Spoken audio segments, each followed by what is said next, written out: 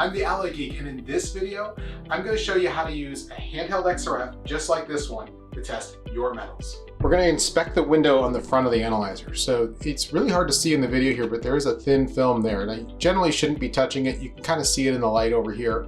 You want to make sure that this is clean and it's not damaged or punctured. If you kind of look at it in the light, you'll be able to see that this window is intact. Battery looks good.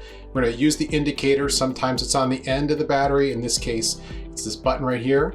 If I press it, you can see we're about 75%. If we're below about 25%, we may consider charging it or replacing it, but we're okay for today's test. The next thing you'll notice is that this analyzer is not powered on. We don't want to power on our analyzer while we are looking at the window and we're checking out the analyzer. We want to minimize any exposure to radiation. So this analyzer is powered down and we're just checking it to make sure it's in working condition. Now the next thing we're going to do is we're going to power on the analyzer. So what we need to do next is actually put the battery in the analyzer.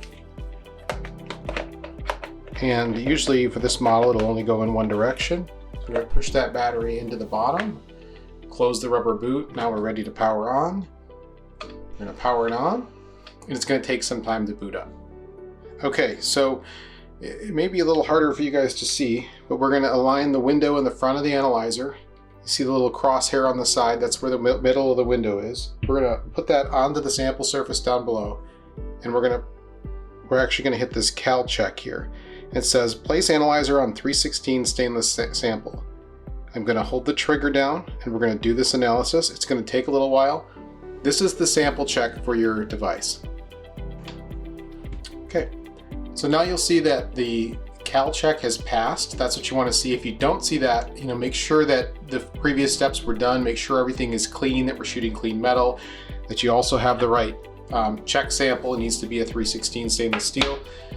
And if you still have problems, you may need to contact the manufacturer. However, I would first check the window and make sure you have the right window on there.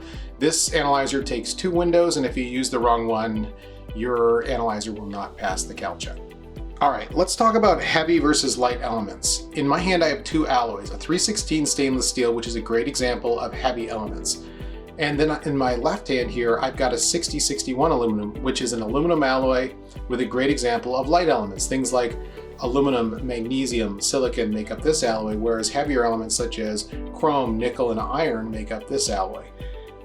Heavy elements are what we're looking for to identify and sort most of our alloys. There are handheld metal analyzers that can see light elements, like what's in the 6061 aluminum, but it's not required to do a match, and I'm going to show you that today. We approach the sample and we cover as much of the XRF window, that's this part, as possible.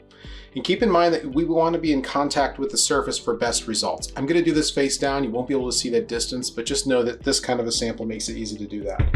Now I can approach either sample here and I just hold the trigger down. So I'm going to hold the trigger down. You'll notice the lights are flashing when the X-rays are on, and when the lights stop flashing, we're done. In just a few short seconds, we're able to take an analysis of 316 stainless steel. This is a great example of sorting heavy elements with a handheld XRF.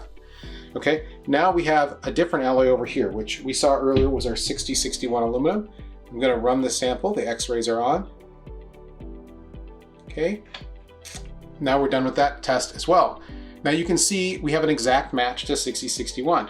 A handheld XRF can identify and sort most aluminum alloys, even without lighter element capability. However, finer sorting of aluminum, if you need to see magnesium and silicon, even lithium to sort the alloys that you're working with, you will need a silicon drift detector, which is a little bit more expensive and takes a little longer to do the analysis. So as you just saw, testing metals with a handheld XRF analyzer, just like this one, is easy to do. It's fast, it's easy. Just make sure you're checking the window in the front of the analyzer.